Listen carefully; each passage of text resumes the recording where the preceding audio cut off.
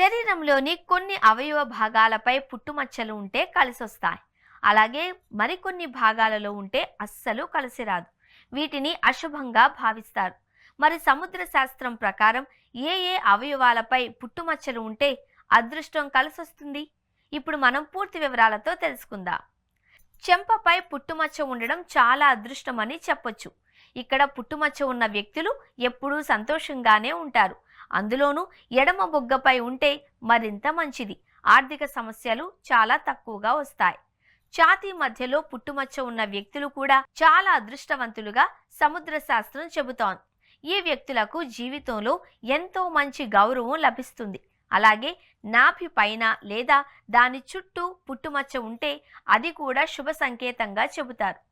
సముద్ర శాస్త్రం ప్రకారం పుట్టుమచ్చలు నుదుటిపై ఉంటే దాన్ని చాలా శుభప్రదంగా భావిస్తారు. ఇక్కడ పుట్టుమచ్చ ఉన్న వ్యక్తులు ధన కొరతను ఎప్పుడూ చూడరు. అదృష్టం వరిస్తుంది. అదేవిధంగా గొంతు దగ్గర పుట్టుమచ్చ ఉన్నా శుభమే. అదేవిధంగా సముద్ర శాస్త్రం ప్రకారం ముక్కుపై పుట్టుమచ్చ ఉంటే ఈ వ్యక్తి బాగా సంపాదిస్తాడు అని అర్థం. ఆర్థిక సమస్యలు చాలా తక్కువగా వస్తాయి. అరచేతిలో పుట్టుమచ్చ ఉంటే అది జీవితంలో ఆనందం, శ్రేయస్సును కలిగిస్తుందట.